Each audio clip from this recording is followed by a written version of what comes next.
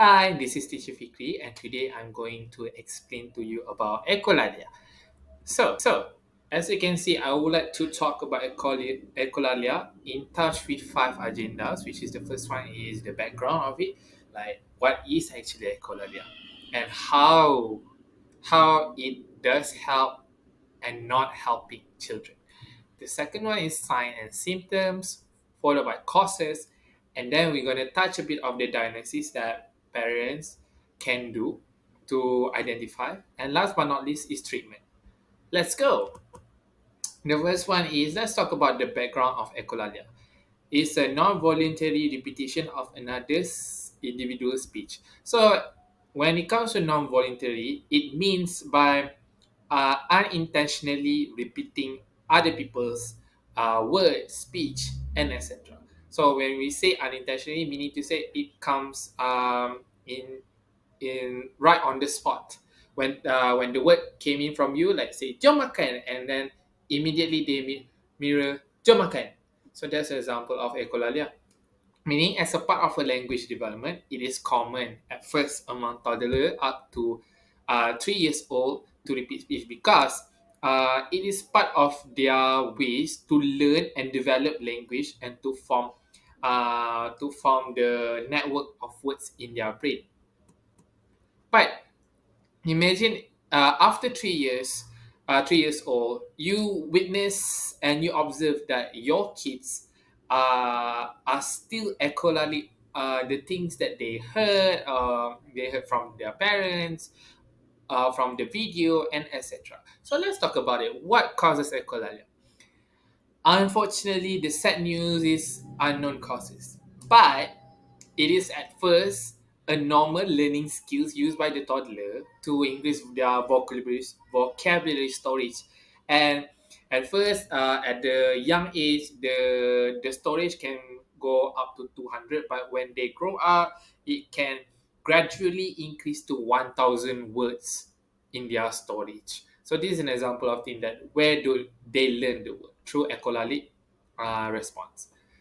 But it can be also due to development disorders such as autism spectrum disorder, Tourette syndrome that causes involuntary of echolalia, and the pattern takes time to break. As you can see, if you have kids who diagnosed with ASD and has tendency to echolalia, you can see that the pattern takes time to break for them to form their own, to plan their own words, and then to communicate with you directly.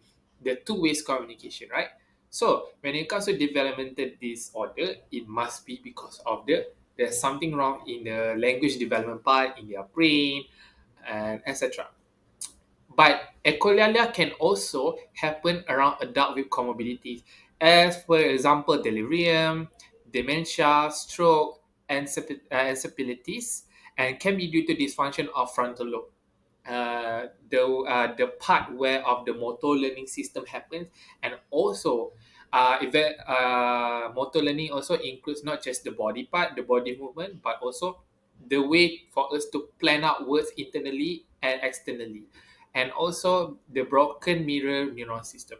As you can see that when it comes to the broken mirror neuron system, right, it means by the dysfunction of group of specialized neuron that causes them to mirror the words, mirror the action that they have received. Now, let's talk about signs and symptoms.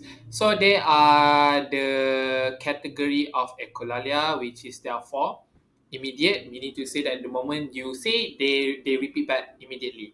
And there's also delay. Delay means that it takes some time. For example, there's this one client who listened to Upi Pain like 10 years ago and still can echolalic all those sentences in correct sequence without even missing any words of it. So this is an example of delay. Even 10 years and maybe 10 years after listening to PP and then they stop. They can still echolalic the words or the phrases that Upipin once said. And then there's also mitigated, meaning to say repeat exactly. When they say jom kita pergi makan, they say jom kita pergi makan. So repeat exactly. But when it comes to unmitigated, it means there's altered of repeat of speech. For example, jom kita pergi makan.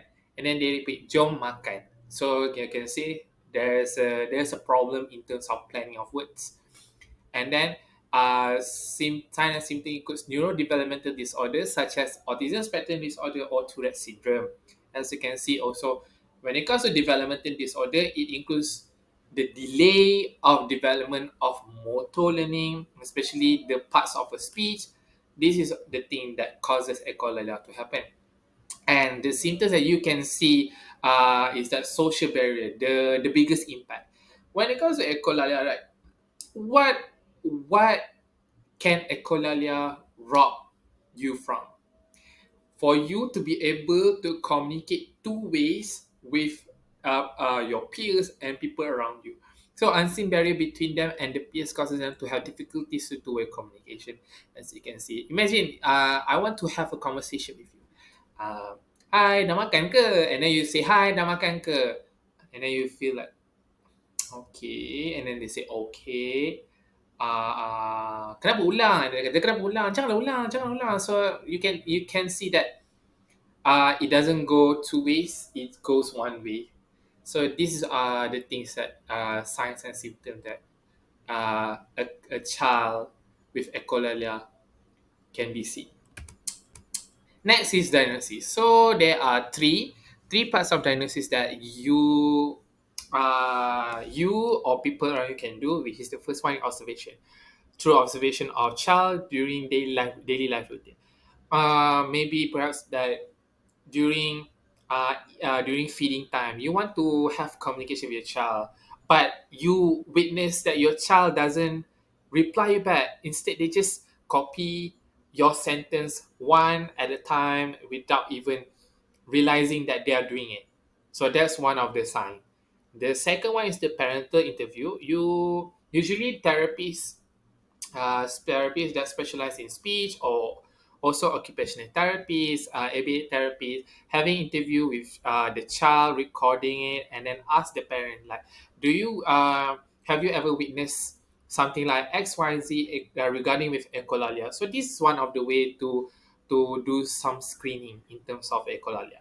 And last but not least is conversation with speech language pathologies. So usually, if you want further diagnosis of clearer of why it happened, you can seek out speech language pathologists or speech therapists to know why this happens and how to mitigate this. All right, last but not least is I would like to talk about treatment. It's something that very interesting. There are three treatments mainly that I want to talk about. The first one is ABA intervention, next is speech therapies, and last but not least is comprehensive behavioral intervention for tics. So the third one usually focus on the client that diagnosed with Tourette syndrome. But let's start with ABA intervention. So usually with ABA intervention, apply behavioral analytic intervention, using understanding reason of why speech repetition happen. There are several interventions that you can use, not just you, ABA therapists usually use. The first one is cue pause point methods, script training, uh, gestalt learning, and visual cues. Usually, these help in terms of increase the desired behavior or wanting behavior, and then usually it helps them to be more independent to try answer the question to break the pattern of echolalia. This is the in terms of behavior. But what about speech? So treatment that you can do is speech therapies. You can intervention that follows speech pathologies. For example, chewing tube, do teeth, do the R E O, the verbal imitation, and etc. This is the part of a speech therapist. And last but not least, for Tourette syndrome, will be comprehensive behavioral intervention for tics. Usually, we people that are specialized in this do training with Tourette syndrome client to be more aware of the urge to tic. So it might take some time because at first they might not be aware of it. Let's face that. But after sometimes we help of training, it helps them to, oh, okay, I can see that my body start to move like X, Y, and Z, and maybe I am about to tick. That's the example of motor tick. All right. in the end, echolalia is something interesting that people should be aware of, especially parents and also the society. And regardless of that, intervention can actually help children to break down echolalia pattern. So that's all from me. Thank you.